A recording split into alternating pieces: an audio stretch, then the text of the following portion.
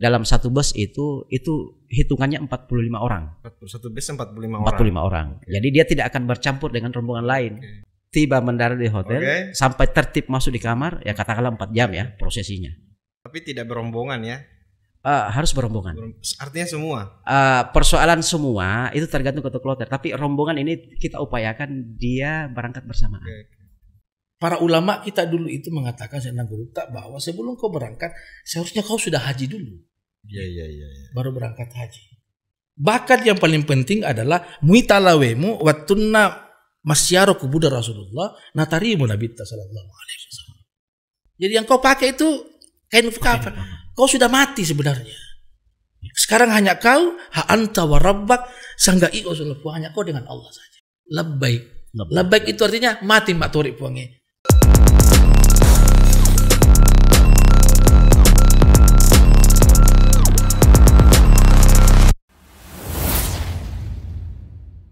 Bismillahirrahmanirrahim. Assalamualaikum warahmatullahi wabarakatuh. Waalaikumsalam warahmatullahi. Alhamdulillah alladzi faradal hajja biqaulihi walillahi 'alan nasi hajjul baiti man istata'a ilaihi sabila. Wassalatu wassalamu ala Rasulillah Muhammad ibn Abdullah wa ala alihi wa sahbihi wa mawalah. Sahabat-sahabat dimanapun Anda berada, H-16 pemberangkatan jamaah haji untuk kloter 13 gelombang kedua untuk Kabupaten Pulau Mandar, atau tepatnya tanggal 26 Juni 2022 yang akan datang. Kembali bersama saya dari Studio Pandrita, kantor Kementerian Agama Kabupaten Pulau Mandar. Hari ini hari yang sangat bahagia dan spesial. Kita akan kembali membincang tentang persoalan haji, tetapi dari perspektif berbeda. Kita akan mengkaji haji ini dari kacamata spiritualisme atau tazkiyatun nafs, kalau kita tidak ingin menyebutnya sebagai bahagian daripada tasawuf. Bersama narasumber kita yang sangat mulia yang sudah hadir di studio ini. Beliau adalah mursyid dari Thariqah Qadiriyah, Nang Guru Kiai Haji Shibli Sahabuddin. Assalamualaikum Nang Guru. Assalamualaikum warahmatullahi wabarakatuh. Minta maaf ini teman-teman Nang Guru, sudah diambil waktu tadi. Ya. Diambil barakah untuk kita bincang tentang haji ini sebagai bekal jamaah kita yang akan berangkat. Amin. Dan untuk memudahkan Anda semua, khususnya bagi para jamaah haji, dalam proses perbincangan ini memudahkan visualisasinya dari gambaran tasawuf yang akan kita kaji pada hari ini. Kami juga sudah hadirkan salah satu narasumber yang sudah hadir di studio ini. Beliau yang kita tahu adalah mantan petugas haji 2012 dengan 2014, dan 2 periode juga beliau pernah menjadi kepala seksi penyelenggara haji dan umrah kantor Kementerian Agama Kabupaten Pulau Mandar. Kalau presiden ini kalau sudah 2 periode Pak Kiai sudah tidak bisa dipilih lagi. Oh iya, tidak bisa. Bapak Haji Muhammad Mimsyad Rusli SAGMM. Assalamualaikum Pak Haji. Waalaikumsalam warahmatullahi wabarakatuh. Yang saya tahu, beliau berdua ini duduk sebetulnya bukan duduk pertama ini, karena sebetulnya sahabat lama kalau tidak salah. Karena Nang Guru ini kalau tidak salah dari biografi beliau, kesejarahan itu sebetulnya punya keterikatan kuat masa lalunya dengan Kementerian Agama. Ya, betul. Itu tahun berapa Nang Guru kalau bisa tahu? Saya pernah terangkat ASN di sini tuh tahun 2002. Saya terangkat di sini, tapi setelah itu saya mengundurkan diri tahun 2005 kalau nggak salah saya mengundurkan diri. Pernah sama kantor? Saya seangkatan beliau di. Tapi kita dulu di seksi mana? Saya di Urais dulu. Oh, Urais. Ya. Kalau Pak kan sudah di haji. Oh. Sepertinya belum memang dihadirkan untuk haji. Iya betul. Habitatnya memang urusan haji. Urusan haji. Ya meskipun karena keinginan organisasi, kepentingan organisasi tahun 2022 kemarin beliau sekarang hari ini menjadi kepala sub bagian tata usaha. Sahabat-sahabat dimanapun Anda berada, untuk memulai perbincangan ini saya ke Pak Haji Mimsyad Rusli dulu ini sebagai mantan petugas haji yang punya track record pengalaman dalam urusan haji ini. Bisa digambarkan sedikit. Kita akan bagi tiga ini ya, bagi tiga perbincangan kita ini. Untuk bagian pertama ini bisa digambarkan kepada jamaah haji kita ini pengalaman Pak Haji, mulai dari proses keberangkatan jamaah dari rumahnya masing-masing, kemudian ke asrama Sudiang Makassar, kemudian terbang menuju Jeddah, menuju ke Mekah. Kita batasi sampai di situ dulu sebelum puncak pelaksanaan haji. Silakan Pak. Ya. Sebelum nanti ditinjau, dikulik dari sisi spiritualismenya. Ya. Baik, bismillahirrahmanirrahim. Assalamualaikum warahmatullahi wabarakatuh. Assalamualaikum warahmatullahi wabarakatuh. Mohon izin, Nang Guru. Jadi pertama ini saya agak canggung ini berada di sampingnya Nang Guru ini. Ya. Namun mungkin tadi host ini sudah menyampaikan bahwa menyebut pernah bertugas haji. Jadi memang di awal karir ya alhamdulillah untuk mulai dari administrasi sampai pelaksanaan masih teringat lah. Sebelum jauh ke sana Nang Guru ini, saya terlebih dahulu mengucapkan terima kasih untuk khususnya ini Pak Gusmen ini yang alhamdulillah tahun 2022 ini sukses mengawal Kementerian Agama dengan mendapatkan kuota dan memberangkatkan jamaah haji di tahun 2022 ini yang sempat tertunda 2 tahun. Meskipun hanya separuh ya, hanya separuh. Iya, betul. Jadi ini memang kondisi di Mekah ya yang menginginkan, karena masih mungkin ada kaitannya dengan COVID. Tapi ini satu kesyukuran karena ini sudah dapat menerima izin restu dari pemerintah Arab Saudi untuk mengirim jamaah Indonesia ke Arab Saudi. Ini tidak terlepas dari kerja keras dari Kementerian Agama RI mengawal sampai ke tanah suci. Jadi baik, kembali bercerita tentang pemberangkatan jamaah haji. Ini memang Kementerian Agama sudah mengatur sedemikian rupa, mulai dari persiapan, kemudian pemberian bekal ke jamaah dalam bentuk pembimbingan manasik ke jamaah. Memang di tahun ini agak sedikit ada pengurangan. Jadi izin Nang Guru, saya agak sedikit masuk ke wilayah pemerintah yang memang kondisi jamaah ini setelah dibagikan buku manasik, saya melihat, membaca, menelaah, memang buku manasik ini dikemas sangat-sangat ideal sesuai dengan target dan rencana pemberangkatan jamaah haji di Indonesia.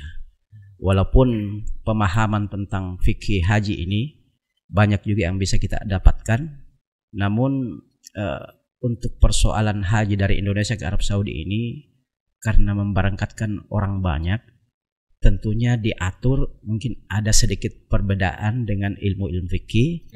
Ya, secara teknis ya. Secara teknis. Karena ini buku manasik. Ya, jadi alur-alurnya ini memang banyak jalan. Jadi di awal untuk persiapan para tamu Allah ini untuk berkunjung ke Baitullah memang butuh fisik ya.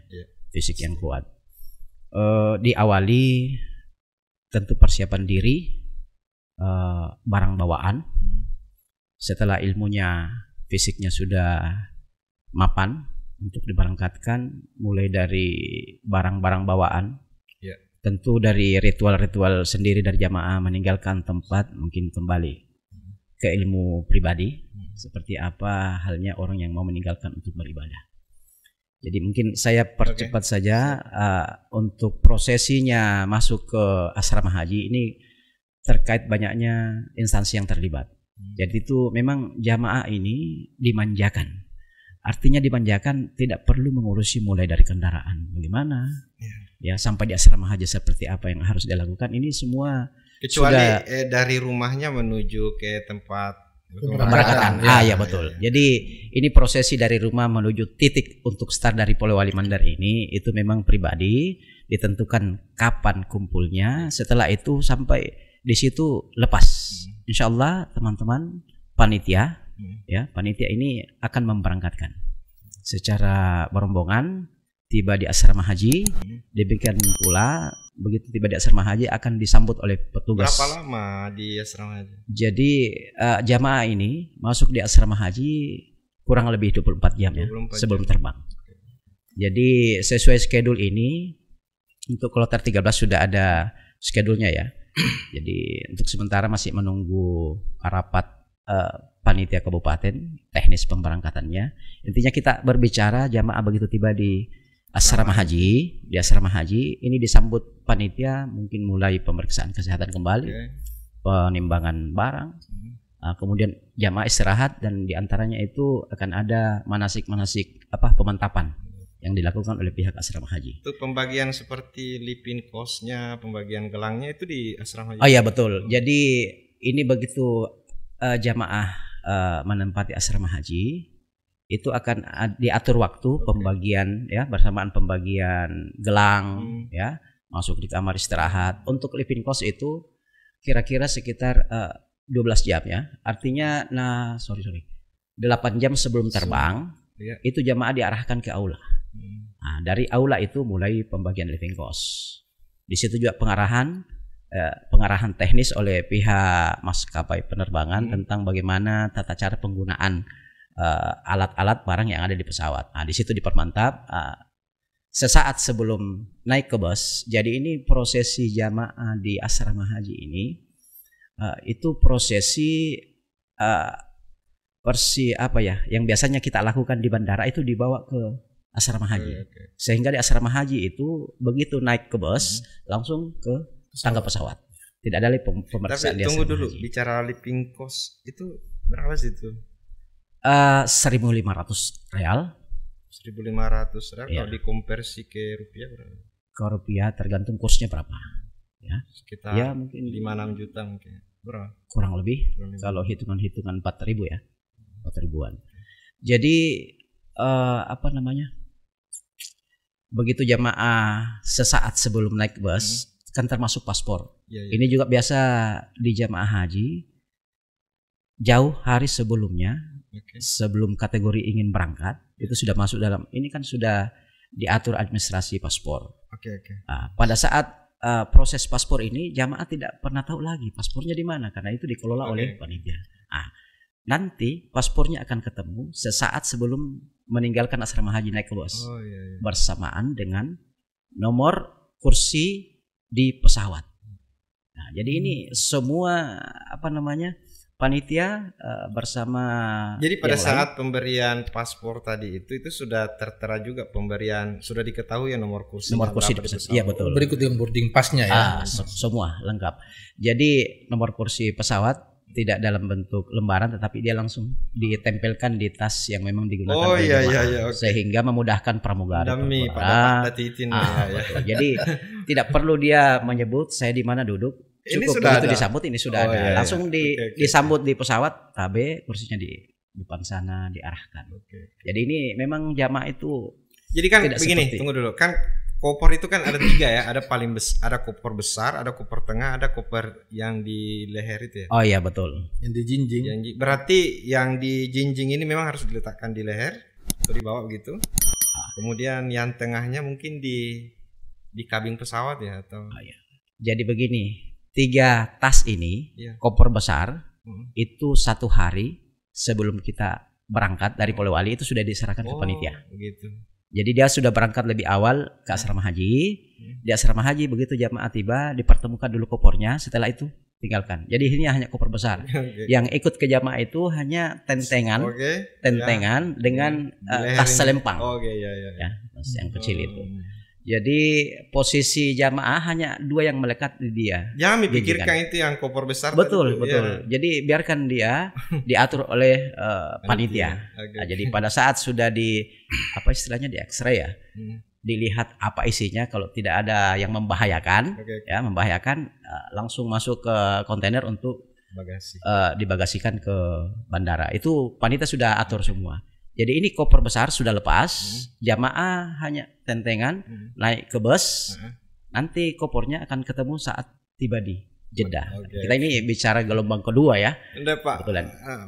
Medi mina pikir latas Pak dari iya. Aman insyaallah. Alhamdulillah insyaallah aman. Jadi posisi jamaah sebenarnya ini nyaman, tidak perlu berpikir apa lagi yang harus kita lakukan karena panitia sudah mengatur semuanya. Duduk manis saja. Pokoknya tinggal tinggal berangkat ya. Jadi terus artinya dengan kondisi jamaah ini naik ke pesawat, duduk di tempat yang sudah ditentukan. Alhamdulillah ini kan penerbangan untuk Makassar ke Jeddah ini mungkin 11-12 jam mungkin. Ya, itu perjalanan. Cuman waktu perbedaannya lebih dahulu kita. Jadi sehingga kayak apa ya, kalau hitungannya kalau kita start waktu jam yang itu kayaknya perjalanannya itu hanya sekitar 7 jam barangkali. 7 sampai 8 jam. Cuman karena perbedaan waktu itu tidak pernah transit ya? Tidak transit. Langsung. Ya. Jadi kita berbicara ini kondisi jamaah masih sama seperti ya pada umumnya jamaah di asrama haji ya. Cuman memang terkadang ada, karena ini masuk kategori gelombang kedua. Ini juga yang kita belum tahu pasti karena biasanya di gelombang kedua di akhir-akhir ini ada biasa anjuran untuk menggunakan kain ihram di pesawat. Kain ihram di pesawat karena khawatir terlalu banyak waktu digunakan pada saat tiba di Jeddah. Persiapan mikotnya. Persiapan mikot. Jadi ini kan bukan tanpa niat, hanya dia menggunakan supaya proses untuk ganti baju itu lebih simple. Tapi ada juga jamaah yang biarlah nanti sampai di Jeddah. Kalau perempuan mungkin sulit, Guru. Kalau di pesawat di mana makanya? Kan kalau perempuan kan sama, agak simple pakaian ihramnya. Dia sama seperti orang mau sholat. Itu saja yang pakaian ihram. Harus nabuka dulu. Pakaian yang melekat ini baru dipasang atau ada anjuran enggak dari dari asrama haji? Biasanya ini ada paham. Biasa juga dianjurkan. Jadi nanti kondisi di asrama haji seperti apa, yang jelas ada 2 cara. Kalau memang anjurannya mengatakan berpakaian ihram, mungkin akan dilaksanakan pakaian ihram. Ini untuk mengantisipasi terlalu lamanya di Jeddah karena urusan ganti pakaian ini. Sehingga mungkin arahnya mungkin ke masjid, ke tempat untuk mikat, nanti hanya sekedar mungkin sholat sunat, niat langsung berangkat. Jadi bisa jadi juga Pak Haji, ada orang yang tidak tahan itu pakaian ini. Orang pakai ihram lama sekali bisa 7 jam. Iya, 12 jam, 11 jam itu. 11-12 jam kan mungkin ada juga yang tidak tahan nanti. Iya, jadi memang ini istilahnya bukan kondisional, paksaan ya, kondisional. Jadi baik. Jadi pada saat jamaah mendarat di Jeddah dalam kondisi apapun ya. Ini kan dia hitungannya begitu dia mendarat itu kurang lebih kita habiskan waktu di Jeddah itu sekitar 5 sampai 6 jam bisa. Enggak lama ya, Iya. Jadi dia itu di sana begitu turun dari pesawat dipertemukan koper.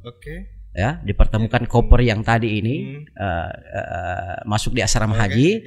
Setelah masing-masing ketemu, diangkat, didoronglah keluar lewat pintu. Seperti halnya Jadi kita di X-ray lagi barangkali di Arab Saudi tentang barang-barang bawaan yang masuk ke sana. Setelah lolos dari situ, pengecekan paspor apa semua, keluar itu kan baru keluar dari posisi sterilnya bandara ya, untuk menuju lokasi di mana kita akan naik ke bus menuju Mekah. Berarti 5 sampai 6 jam itu maksudnya di area bandara, bukan ke hotel begitu ya? Bukan. Belum, masih di area bandara karena ini prosesi satu kloter ini lumayan banyak orang ini untuk mengatur antrinya keluar dari pintu itu, kemudian antrinya naik ke bus, apatah lagi kita akan mikotnya di Jeddah nanti. Itu kan butuh proses di situ. Iya. Jadi baik. Jadi ini kondisi jamaah tiba di Jeddah ini, mungkin jamaah tidak perlu risau berpikir seperti apa kita nanti tiba di Jeddah. Di sana sudah disiapkan panitia. Jadi ini panitia bukan dari orang Arab sendiri, tetapi panitia dari Indonesia. Jadi ada istilah PPIH Arab Saudi yang dipekerjakan di wilayah bandara Jeddah, biar jamaah ini tidak canggung. Ada komunikasi yang connect dengan orang Indonesia. Jadi ini untuk menggampangkan. Jadi ini panitia ini memang sudah ada sebelum jamaah tiba untuk mengetahui kondisi-kondisi seperti apa nantinya pada saat jamaah tiba. Dia akan mengatur siasat sampai pengaturan bus itu sudah semua. Jadi jadwal penerbangan dari Indonesia dari embarkasi manapun itu, ini teman-teman di Jeddah panitia dia sudah pegang bahwa jam sekian akan tiba kloter ini, berapa orang. Bus itu sudah standby. Jadi karena mereka kan memang ditugaskan negara untuk betul. Jadi jamaah ini tidak perlu dipikir sampai ke sana. Semua sudah teratur. Sehingga saya bahasakan memang ini dimanjakan ini guru ini untuk jamaah. Jadi prosesi jamaah hanya jangan, ini kuncinya rombongan ya. Kunci rombongan 45 orang ini diupayakan jangan selalu berpecah. Ya, karena konsep di Saudi itu dalam satu bus itu hitungannya 45 orang.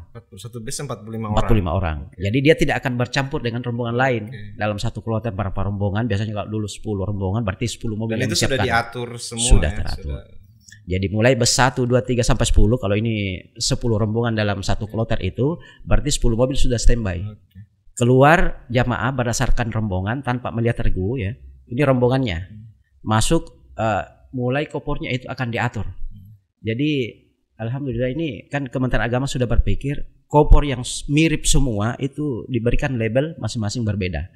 Mulai dari rombongan 1 sampai 10 itu memiliki tanda ciri khas sendiri sehingga panitia di Jeddah memudahkan untuk memisahkan kopor-kopor yang mulai rombongan 1 sampai 10 itu.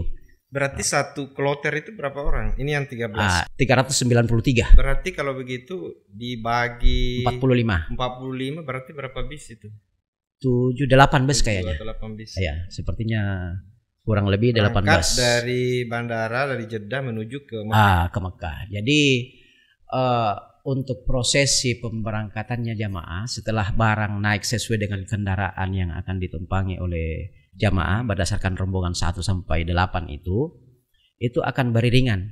Cuman terkadang di perjalanan ini kan untuk jarak dari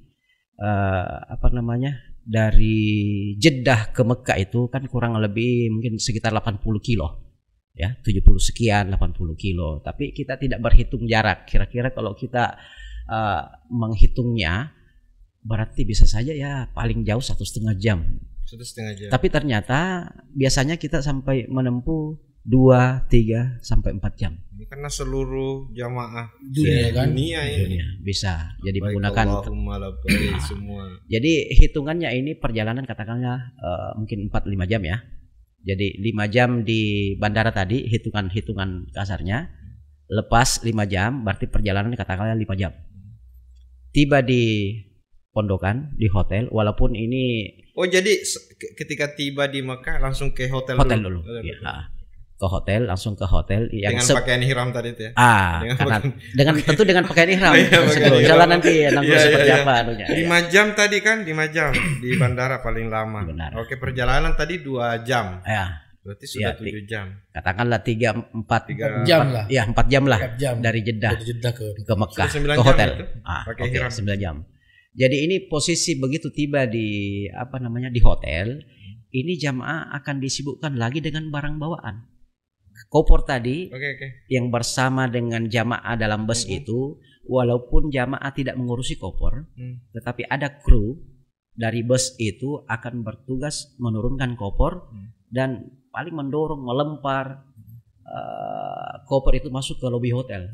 Nah, nanti panitia di sana yang menjemput, yang bertugas di sana. Pokoknya jamaah jangan cari. Iya. Jadi jamaah ini coba pikir diri, jangan pecah dari rombongan, biarkan petugas bergerak mengumpul kopor. Karena biasanya kalau kita saksikan langsung jamaah yang juga semeraut mau mencari kopornya akhirnya mengganggu panitia untuk melakukan karena kalau dibebaskan silakan nanti rapi baru kita turun karena panitia di Mekah itu pada saat di hotel dia akan menempatkan kopor berdasarkan rombongan. Tentu yang tanda tadi itu yang memudahkan bahwa rombongan satu sesuai dengan warnanya. Nah, jadi itu memang sangat berfungsi tanda-tanda yang memang ditentukan oleh pemerintah kita ini. Jadi posisi setelah kopor ini aman, nah jamaah dipersilakan coba ambil kopor antar ke kamar. Kalau kita hitung-hitung prosesi lamanya waktu yang digunakan saat dia tiba di di hotel sampai mungkin masuk kamar keseluruhan mungkin kurang lebih 4 jaman juga. 4 jam. Tiba mendarat di hotel sampai tertib masuk di kamar ya katakanlah 4 jam ya prosesinya. Semua mudah-mudahan semua sudah mendapatkan kamar. Kalau tidak ada kemacetan di jalan kan biasa juga terjadi ada mungkin kendaraan kan ya kendaraan yang mengantar ya. Berarti posisi jamaah itu kan dalam posisi ihram ini. Kan mikotnya tadi di mana? Di Jeddah tadi. Di Jeddah tadi bandara. Kalau dia dalam posisi ihram berarti ketentuan-ketentuan tentang ihram itu kan juga sudah berlaku. Sudah berlaku. Berarti tidak boleh lama-lama. Tidak boleh lama-lama. Artinya hotel. Nah, jadi posisi pada saat itu tadi hitungan 4-5 jam ya. Ini kan orang yang baru menginjakkan kaki di Mekah tentu akan bingung mau kemana, arah kemana. Walaupun di bus itu ada panitia yang menyampaikan bahwa kita di posisi ini arah Mekah ke Masjidil Haramnya ke sini. Mungkin akan ada pemandu. Naik ke bus sebelum kita turun ada pemandu. Tetapi walaupun disampaikan begitu akan ada keraguan di jamaah bahwa bagaimana ini saya berangkat sebentar. Disitulah fungsinya petugas kloter untuk menghandle bersama ketua rombongan satu komando. Jadi pada saat posisi jamaah sudah tenang dan memang fisik sudah memungkinkan untuk digerakkan karena kebetulan di kloter 13 ini memang posisi agak mepet ke closing date ya untuk penerbangan sehingga jamaah dari seluruh penjuru dunia itu sudah berada di Mekah. Jadi memang kondisi di Masjidil Haram nantinya itu agak padat. Ya. Jadi memang perhitungannya petugas kloter ini harus memang mantap saya bahasakan karena kenapa dia akan mengawal 390 jamaah ini untuk memberangkatkan melaksanakan ibadah umrah. Karena kita bicara tamattu ya, mohon izin. Bicara tamattu. Jadi saya kembali. Jadi ini memang bicara tamattu ini memang dianjurkan oleh pemerintah Indonesia, walaupun dalam haji itu dikenal ada ifrat dan qiran. Cuma memang Indonesia mengharapkan bukan memaksa ya. Untuk gelombang 2 ya? Iya.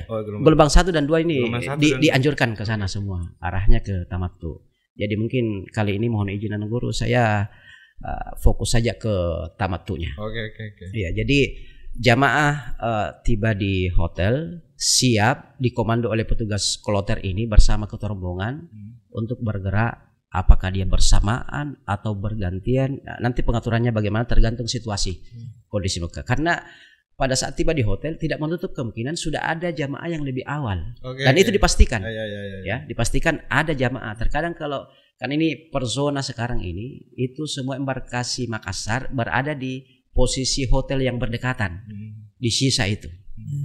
Di kloter. Jadi biasanya kalau ada yang berpengalaman yang sudah tiba duluan membantu jamaah, mengawal jamaah juga masuk ke Masjidil Haram untuk melakukan tawaf. Tapi tidak berombongan ya? Harus berombongan. Artinya semua? Persoalan semua itu tergantung ketua kloter. Tapi rombongan ini kita upayakan dia berangkat bersamaan.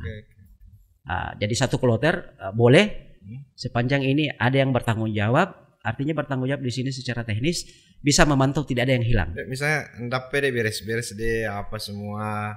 Lalu kemudian ada yang sudah mau berangkat duluan. Misalnya kan begitu kalau perspektifnya melihat ini kan banyak orang ini. Iya. Jadi memang terkadang kalau ada mungkin ada keluarganya di sana, ada yang sudah paham betul bagaimana apa istilahnya kalau bilang orang mana kacau jiris ada juga yang keluar dari rombongan saya mau jalan sendiri. Biasa ada. Tapi sebaiknya jangan. Ya, dianjurkan jangan. Ini kebersamaan. Jadi posisi jamaah pada saat dia ini kan baru pertama ya. Oke. Berangkat untuk melakukan tawaf. Ini kan ilmu manasiknya sudah ada. Oke. dalam kondisi ihram, bertawaf mulainya dari mana, ya. Kemudian setelah tawaf akan melakukan sa'i, kemudian tahallul dan kembali ke hotel. Prosesi dari 3 rangkaian ini kan tidak menutup kemungkinan ada persoalan di dalam sehingga mungkin terputus atau bagaimana. Saya rasa untuk jamaah sudah melewati fase manasik ini, sudah paham tentunya bagaimana tata cara tawaf ini. Berapa lama itu spasi waktu sebelum tanggal 8 Zulhijjah tadi kan bagian kedua itu? Berapa lama mereka di Mekah itu? Jadi begini, saya hantar dulu sedikit. Terkait jamaah ini kan tadi hitungan 5 jam ya tertib. Itu kalau start dari hotel untuk menuju haram, ini kan hanya posisinya satu tempat di Masjidil Haram, selesai hotel ke Masjidil Haram. Ya, ini kalau kita berhitung hitung normal ya, hitung normal dari hotel ke Masjidil Haram untuk melakukan tawaf, sa'i dan tahallul, itu saya hitung kurang lebih sekitar 5 jam itu cukup. 5 jam. Selesai itu ibadah. Jadi kembali ke hotel, dia sudah harus melepas pakaian yang tadi startnya dari miqat itu. Jadi berarti umrah sudah selesai. Spasi setelah selesainya pelaksanaan ibadah umrah ini karena tamattu, itu untuk menunggu hari wukuf. Ini kan wukuf bersamaan. Masih lama ya. 8 Zulhijjah. Itu kurang lebih kalau di schedule itu spasinya itu sekitar 7 sampai 8 hari. 7-8 hari. Nah, sementara jamaah untuk di gelombang kedua ini dan semua jamaah di Indonesia pada saat masuk di Mekah dianjurkan 3 hari sebelum pemberangkatan ke Arafah itu tenang di hotel. Jangan lari kemana-mana. Karena puncak haji itu nanti pada tanggal 7 Zulhijjah, tanggal 8 Zulhijjah akan diberangkatkan ke itu mungkin fase kedua. Jadi untuk sementara fase pertama umrah selesai. Mudah-mudahan ini karena kasus dalam perjalanannya jamaah itu melaksanakan umrah perdana memang tidak menutup kemungkinan ada juga yang hilang, kesasar. Namanya orang banyak, tetapi ini juga saya perlu sampaikan bahwa kalau ada jamaah yang hilang atau kesasar sudah cukup. Bukan berarti membiarkan saja, memang wajar kita resah, tetapi pada saat kita resah dan berupaya ingin mencari, jangan sampai kita juga ikut hilang. Jadi petugas haji di Indonesia, petugas haji Indonesia ini yang ada di Arab Saudi itu sudah ditempatkan di beberapa titik untuk memantau orang-orang yang akan hilang.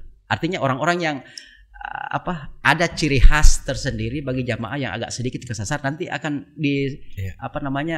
dituntun oleh panitia-panitia Indonesia yang ada di Arab Saudi. Kemudian kalau dia katakanlah tidak usah ragu, tidak usah khawatir, kalau memang dia tidak lihat pulang, lebih baik dia menyerahkan diri ya, bahasa sampaikan ke panitia siapapun yang dia temukan, saya tidak paham ini jalan pulang, insya Allah diantar pakai mobil, diberi makan dulu, baru diantar ke hotel di mana dia. Pokoknya diservis dulu baru diantar. Itulah petugas-petugas PPIH yang ditugaskan di Mekah. Luar biasa. Jadi sahabat-sahabat Munafiman membayangkan alur cerita yang disampaikan oleh Bapak Haji Mimsyah Rusdi ini sedikit membuat kuduk-kuduk saya nanya.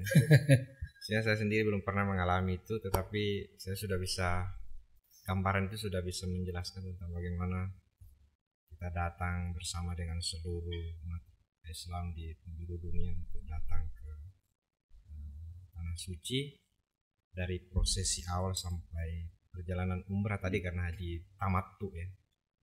Harapannya pemerintah demikian. Sahabat-sahabat manapun dimanapun Anda berada. Nah sekarang kita masuk nih kayak beliau Tawenan Guru. Dari sisi kacamata spiritualisme, kemana kemudian jamaah kita pergerakannya sampai kemudian pada bagian pertama ini. Silakan. Ya, makasih. Assalamualaikum warahmatullahi wabarakatuh. Assalamualaikum. Apa yang disampaikan tadi untuk jamaah kita itu kan fisiknya. Tadi ada ungkapannya tadi walillahi ala nasi hijjul bait man istata'a ilaihi sabila. Al istata'a itu dua mencakup di dalamnya, itu zahiran wa batin. Nah, itu yang pertama saya sampaikan, bahwa memang urusan haji ini ibadah yang memang meskipun nyambung sejak Nabi Ibrahim dulu sampai sekarang, tapi tidak tergantikan itu urusan zahiran wa batin. Tidak bisa berubah itu. Kamu harus sehat secara fisik, kamu juga harus siap secara batin. Nah, orang-orang yang mendapatkan pangkat zahir wa batin ini yang layak disebut dengan duyufur rahman. Mereka ini adalah tamu-tamunya Allah. Itu yang pertama. Yang kemudian yang kedua, mulai prosesi haji sebenarnya bukan hanya di Mekah saja, tapi itu sebenarnya sudah dimulai dari tanah air sebelum berangkat. Prosesinya seperti itu. Kalau ibadah-ibadah lain misalnya sholat, itu kan lengkap dia. Ada bacaan lisannya, ada gerakannya. Sementara haji, bacaan lisannya itu tidak ada yang baku. Iya. Haji kan tidak ada yang baku, dia hanya banyak pergerakan saja. Kau tidak baca apa-apa pun sah. Iya. Kita tawaf 7 kali misalnya. Iya.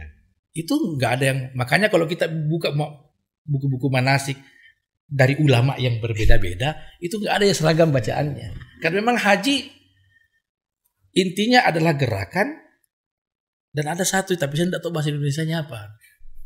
Kalau kita orang mana bilang singkaruan ini dia bisa malah sabi tahu menjadi saksi untuk saksi. Nah misalnya saya kasih contoh, kita mulai dari tanah air pada saat pemberangkatan. Para ulama kita dulu itu mengatakan bahwa sebelum kau berangkat seharusnya kau sudah haji dulu. Iya. Baru berangkat haji. Atau bahkan ada ulama mengatakan kalau sholat kamu sudah sholat sebelum sholat. Kenapa? Maksudnya apa? Para ulama ingin menyampaikan kepada kita jamaah bahwa keterkaitan hubungan hati kita, batin kita dengan Allah jangan pada saat ketika kita melaksanakan ritual agama, tapi sebelumnya. Semua aspek kehidupan. Makanya ada kaidah mengatakan at-turku ilallahi ka'ada di anfas. Jalan menuju Allah itu jumlahnya seperti jumlah nafasnya manusia, saking banyaknya. Itu artinya apa? Semua aspek kehidupan, misalnya seorang istri pagi-pagi bangun, dia bikin nasi goreng untuk suaminya, untuk anak-anaknya. Manakala itu diniatkan untuk mengabdi kepada suami dan anak-anaknya dan dikembalikan kepada Allah, itu kan menjadi ibadah. Ini yang dimaksud dengan keterkaitan batinnya dengan Allah itu bukan hanya ritual saja, tetapi di semua aspek kehidupan. Nah, misalnya kayak begini. Ketika mau berangkat dari rumah, saya biasa ajarkan jamaah sebelum berangkat salam dulu sama tamu. Kan ada yang banyak yang datang ke rumah itu sebelum kita berangkat. Tradisi kita begitu. Iya kan? Di Mandar ini salaman dulu. Setelah itu masuk ke dalam kamar, ambil salat musafir 2 rakaat. Kita salat musafir 2 rakaat dulu. Nah, di mana singkaruannya itu? Saya tidak tahu singkaruan itu apa ya bahasa Indonesianya itu. Apa bahasa Indonesia singkaruan? Apa bahasa Indonesia singkaruan? Mengiktikkan apa ya?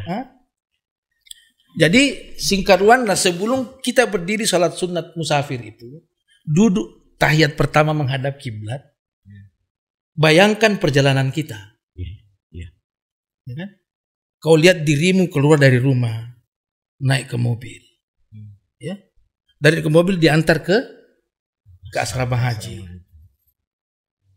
Asrama haji kita di atas pesawat. Sampai pesawat kita lihat diri kita sudah sampai di Jeddah. Muita lawemu matawafa di Ka'bah. Muita lawemu sa'i. Kita lihat diri kita wukuf di Arafah. Itu semua proses itu kita bayangkan sebelum melaksanakan salat musafir itu.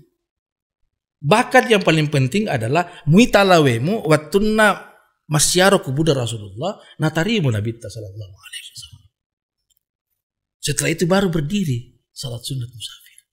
Ini yang dimaksud secara singkaruan tadi. Haji memami sebelum haji. Ini ritualnya yang rahasia dari pihak-pihak di keberangkatan itu. Nah kemudian setelah sampai di mana di Jeddah, setelah sampai di Jeddah langsung bacakan Fatihah. Jeddah itu kan tuwain. Iya Jeddatun. Yang dimaksud di situ Sayyidatina Hawa alaihissalam. Jeddah tuh. Bacakan Fatihah, minta barakana, bilang sama Siti Hawa, Siti Hawa, sa'bi amani di akhirat. Kau jadi saksi dan tidak dapat Allah, saya sudah kesini memenuhi panggilan Allah.